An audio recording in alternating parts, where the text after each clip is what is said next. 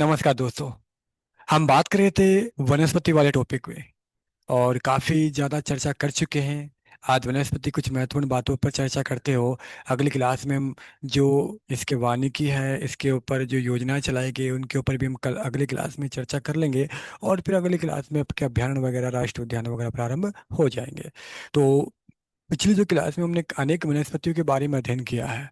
आज हम उनमें से और कुछ ऐसी वनस्पति है जिनके ऊपर हम अध्ययन अध्ययन करेंगे। जैसे कि मैं बात करूं, टॉपिक अपने क्या, वनस्पति के कुछ तथ्य हैं जिनके ऊपर मैं बात कर रहा हूं दोस्तों। और वनस्पति में देखो, पहले लेंगे हम पलाश।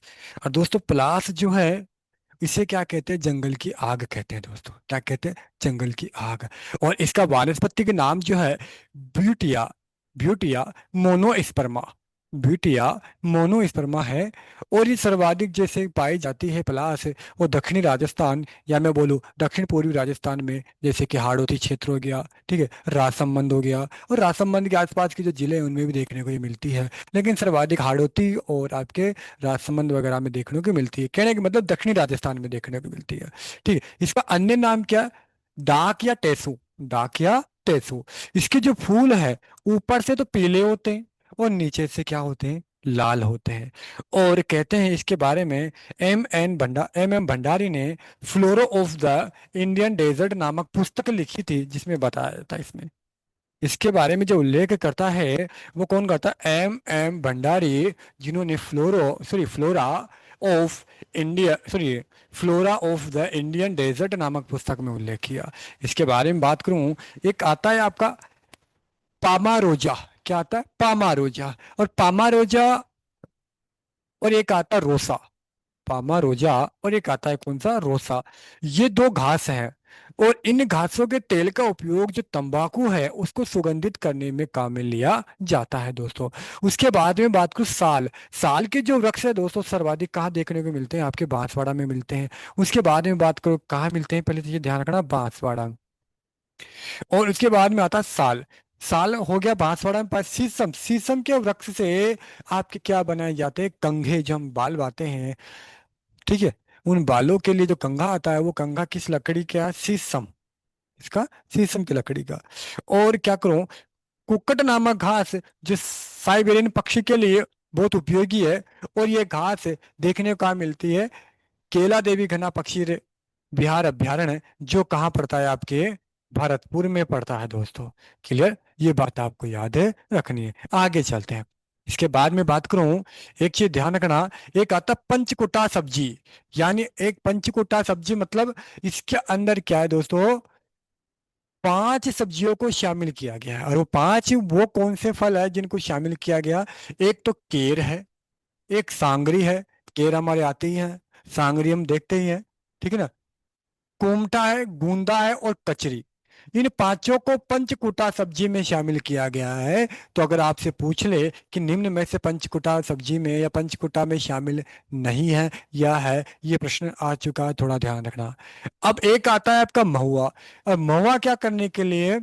शराब पीने के लिए या शराब बनाने के लिए। नालियों में इनमें पड़े रहते हैं लोग, छोटे छोटे पाउच लेके। तो शराब काफी सारे लोग पीते भी हैं, आज भी पीते हैं, ठीक है। मतलब हर समाज में बहुत ज्यादा इसकी डिमांड होने लग गई है, तो डिमांड के अकॉर्डिंग इनकी प्राइस भी बढ़ गई है। मैं नहीं पीता भाई, ध्यान रखना। क्या तुम बोलो कि सर आप भी लेते हो क्या? नहीं। मावड़ी शराब, क्या बोलते हैं इसको? मावड़ी शराब बोलते हैं। इसका वानस्पतिक नाम जो महुआ का, वो याद रखना साहब, मधुका लोंगोफोलिया। मधुका लोंगोफोलिया वानस्पतिक नाम याद रखना। महुआ का एग्जाम में आ चुका है। और महुआ को क्या कहते हैं? आदिवासियों का कल्प वृक्ष कहते हैं। क्या कहते हैं? कल्प वृक्ष। इसके जो पुष्प होते हैं, प्रातःकाल और दोपहर में झड़ते हैं। और कहते हैं कि इसी महुआ से मीणा, भील, गरासिया, डामोर जनजातियां जो है, वो घर में ही क्या करती है? शराब बनाती है। तो ध्यान रखना, निम्न में से कौन सी जाति महुआ से शराब नहीं बनाती है या बनाती है? तो थोड़ा ध्यान रखना। मीणा, भील, गरासिया, डामोर, जो दक्षिणी राजस्थान में सर्वाधिक ये देखने को मिलता है, ठीक है। दक्षिणी राजस्थान में कहाँ? सिरोही, उदयपुर, डूंगरपुर, बांसवाड़ा, मैंने क्या लिखा? दक्षिणी राजस्थान। तो ये वहां देखने को मिलता है। क्लियर दोस्तों? इसके बाद में एक आता मशरूम। मशरूम एक कवक है, जो भोजन के रूप में प्रयोग में लिया जाने वाला एक ऐसा कवक जो भोजन के रूप में क्या किया जाता है, प्रयोग में लिया जाता है। ठीक है, आगे बात करते हैं। एक के बाद में एक मोथा मोथा घास हमारे देखने को मिलती है खेतों में। ठीक है, लेकिन ये मोथा घास सर्वाधिक देखने को कहाँ मिलती है, भरतपुर में मिलती है। और एक आपके आता है नीम। नीम जो हमारे घरों के आसपास दिखती है खूब, सर्वाधिक दौसा और भरतपुर में देखने को मिलती है। उसके बाद जयपुर है। कौन सा है? जयपुर।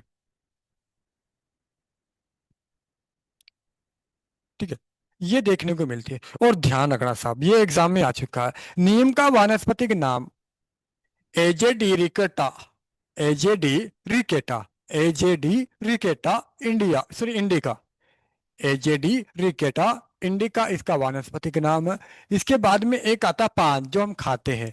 और पान की जो सर्वाधिक खेती वो करौली और बयाना में देखने को मिलती है। और इसको खेती को, जो खेत है उस खेत, जिस खेत में पान उगाए जाते हैं उसे क्या कहते हैं, बजेड़ा कहते हैं। थोड़ा ध्यान रखना, पान के बारे में प्रश्न पूछ लिया गया, ध्यान रखना इसके बारे में, क्लियर। और इसकी जो खेती करने वाली जनजाति है, वो जाति है, वो तिमोली जाति है। ध्यान रखना, इंपॉर्टेंट प्रश्न है। पान की खेती कौन सी जनजाति करती है, तिमोली जनजाति करती है, क्लियर। आगे चलते हैं। इसके बारे में मैं आगे बात करूं, एक आती है सेवन घास, सुनी होगी आप लोगों ने। सेवन घास सर्वाधिक कहाँ मिलती है दोस्तों, आप यानी लाठी सीरीज में देखने को मिलेगी। और लाठी सीरीज का मोहनगढ़ से पोखरण तक कितने किलोमीटर, 60 किलोमीटर लंबी एक पट्टी है जिसे बोलते हैं लाठी सीरीज। और यहाँ सेवन घास देखने को मिलती है दोस्तों। इसका जो वानस्पतिक नाम है वो क्या नाम है, लिसिथूरस सीडिकुस। लिसिथूरस सीडिकुस इसका वानस्पतिक नाम है सेवन घास का। ये सबसे लंबी घासों की श्रेणी में आती है। और इसे काट लेते हैं ना, काटने के बाद में जो वो कटी हुई होती है उसको क्या बोलते हैं दोस्तों, लिलोण बोलते हैं। क्या कहते हैं, कटी हुई घास को, इसका जो कटा हुआ हिस्सा होता है उसको लिलोण कहते हैं। और ये अत्यधिक पौष्टिक होती है, किसके लिए, गोडावण के लिए। गोडावण की प्रजनन इसलिए दक्षिणी राजस्थान में, आपको पता है, जोधपुर हो गया, जैसलमेर हो गया, ठीक है, था वो आपका बोलते हैं राष्ट्रीय मरु उद्यान। ठीक है, जो राजस्थान का सबसे बड़ा राष्ट्रीय अभ्यारण्य है। इसके बाद में आता है सागवान। सागवान सर्वाधिक देखने को दक्षिणी राजस्थान में मिलता है। और अभ्यारण्यों में सबसे ज्यादा बात करो, राजस्थान के किस अभ्यारण्य में सागवान पाया जाता है, तो सर्वाधिक सागवान जो अभ्यारण्य है वो सीता माता अभ्यारण्य जो कहाँ पाया जाता है, प्रतापगढ़ में पाया जाता है। इसके बाद में ये वैसे दक्षिणी राजस्थान में सर्वाधिक देखने को मिलता है कौन सा, सागवान। जैसे कि मैं बात करूँ, प्रतापगढ़, चित्तौड़, उदयपुर, बांसवाड़ा और भी कई जिले हैं जिनमें देखने को मिलता है सागवान। सागवान के लिए जो वर्षा चाहिए वो 75 से 110 सेमी तक वर्षा चाहिए, ताकि इस वृक्ष को बहुत ज्यादा वर्षा की आवश्यकता होती है। इसलिए दक्षिणी राजस्थान में अच्छी बारिश होती है, तो ये वृक्ष वहीं देखने को मिलता है। और ध्यान रखना, रोहिड़ा को राजस्थान का सागवान कहते हैं। किसे, रोहिड़ा को। एग्जाम में आ चुका है ये प्रश्न कई बार।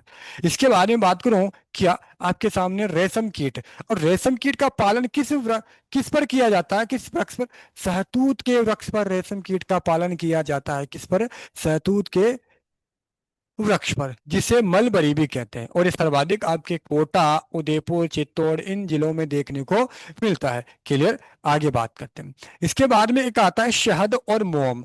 ये दक्षिणी राजस्थान में दक्षिण पूर्वी जो क्षेत्र है, सॉरी, दक्षिण पूर्वी क्षेत्र में देखने को मिलता है। जैसे अलवर हो गया, भरतपुर हो गया, बांसवाड़ा हो गया, डूंगरपुर, ऐसे कई जिलों में देखने को मिलता है। और एक आता है आपका सालर वृक्ष। कौन सा, सालर वृक्ष।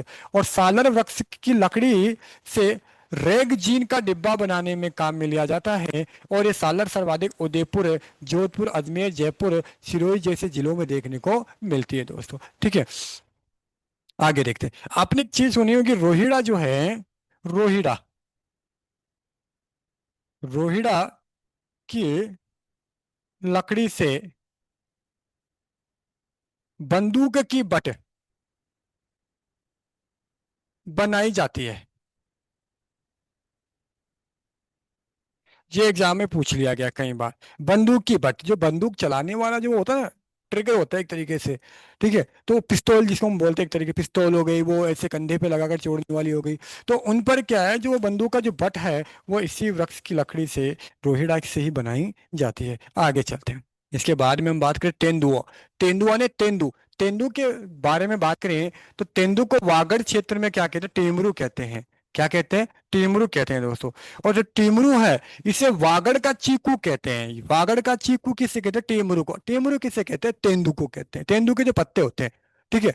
तो तेंदु को क्या कहते हैं, वागड़ क्षेत्र में टीमरू कहते हैं, और बागड़ का चीकू से कहा गया है। और इसका जो वानस्पतिक नाम है इंपॉर्टेंट, जितने भी मैंने वानस्पतिक नाम है बताए वो इंपॉर्टेंट है, थोड़ा याद रखना, क्योंकि एग्जाम में कई बार पूछा गया। इसका वानस्पतिक नाम है डीसो पेरोज, डीसो पेरोज मेलनोक सेलोन, मेलनोक सेलोन, मेलनोक, मेलनोक सेलोन, मेलनोक सेलोन, ध्यान रखना इसके बारे में, वानस्पतिक नाम थोड़ा लंबा है। 1974 में से तेंदु के पत्ते को राष्ट्रीयकरण कर दिया गया। किस वृक्ष के पत्ते का राष्ट्रीयकरण किया गया निम्न में से, तो ध्यान रखना एग्जाम में आ चुका है। एक ऐसा वृक्ष है जिसे या तेंदु के पत्ते को, तेंदु को का राष्ट्रीयकरण किया गया 1974 में, एक चीज ध्यान रखनी। और जैसे इसे इसका प्रयोग किसमें, बीड़ी में, ठीक है, जैसे मयूर बीड़ी बनाई जाती है। इसकी लकड़ी सर्वाधिक काली होती है। और ये कहाँ कहाँ देखने को मिलता है, बांसवाड़ा, चित्तौड़, प्रतापगढ़, कोटा, बारा, उदयपुर, अजमेर, पाली, झालावाड़, और भी कई ऐसे जिले हैं जहाँ पे देखने को मिलती है दोस्तों। ठीक है दोस्तों, आगे चलते हैं, आगे बात करते हैं। कुछ वनस्पतियों का वर्गीकरण मैंने आपके समकक्ष रखा है, ये एग्जाम में पूछ लेता। मरुद्भिद, जो सर्वाधिक आपके पश्चिमी राजस्थान में देखने को मिलती है, जिसमें जैसे भोर हो गया, फोग हो गया, नागफनी हो गया, कैक्टस हो गया, जाल हो गया, ये ऐसी जो वनस्पति है दोस्तों, वो कहाँ देखने को मिलती है, आपके यहाँ देखने को मिलती है मरुद्भिद। ठीक है, मरुद्भिद कहाँ, पश्चिमी राजस्थान में। एक आती है अधिपादप, जो संपूर्ण राजस्थान में देखने को मिलती है, लेकिन सर्वाधिक सरिस का अलवर में देखने को मिलेगी। जैसे बेल, फूल, बेल होती है, फूल है, ऐसी चीजें की बात कर रहा हूँ। आगे बात करें, लवणविद जो वनस्पति है, वो लूनी बहाव क्षेत्र और सांबर झील के आसपास क्षेत्र को देखने को मिलती है। सेलोद्भिद, यानी सेल का मतलब चट्टानों, चट्टानों और गुफाओं वाले क्षेत्रों में देखने को मिलती है वनस्पति। जलोद्भिद, यानी जल के जलीय क्षेत्रों में देखने को मिलती है, जहाँ जल की वर्ष भर जल की का भराव रहता है, तो वहां ये देखने को मिलती है।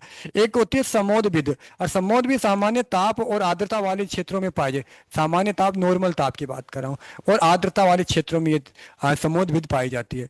और शीतोद्भिद, यानी आपके बर्फीले क्षेत्रों में सर्वाधिक देखने को मिलती है ये वनस्पति। ठीक है, आगे बात करते हैं इसी के बाद।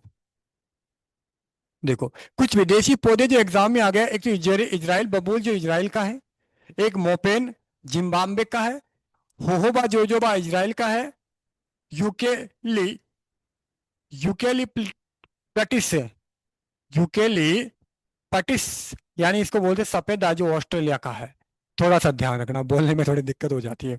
ठीक है, आगे देखो, ये है आपके सामने, एक एग्जाम में प्रश्न आ जाता है, निम्न में से कौन सा पौधा है, निम्न में से कौन सी झाड़ी है, निम्न में से कौन सी घास है, ऐसे प्रश्न पूछते हैं। जो पौधों की मैं बात, पेड़ों की मैं बात करूं, जैसे कि खेजड़ी हो गया, रोहिड़ा हो गया, बबूल हो गया, जाल हो गया, कोमट, ये सब क्या है, वृक्ष की श्रेणी में आते हैं। पौधों की मैं बात करूं, कैक्टस हो गया, एलोवेरा हो गया, ओक हो गया, रामबास हो गया, ठीक है, बांस नहीं, रामबास, बांस तो क्या है, घास है।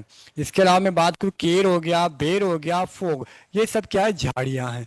ठीक है, अब घास की बात करूं, सेवन घास, सेवन का वानस्पतिक नाम लेसिथुरस सीडिकस, जो मैंने भी बताया भी था। धामण का वानस्पतिक नाम सेन क्रश, सेन क्रस सेटिजेरस, सेन क्रस सेटिजेरस, कौन सा, सेन क्रश सेटिजेरस धामण का वानस्पतिक नाम है।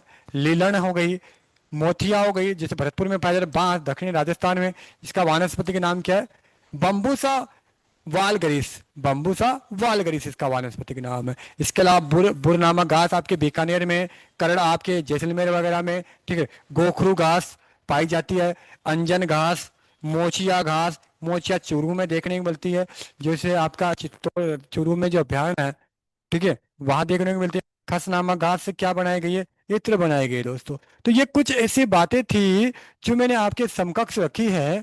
ठीक है, वो क्यों रखी है, ताकि आप एग्जाम में अच्छे से अपना पेपर कर सको। ठीक है, ये आपके सामने मैंने सारी चीजें रख दी है।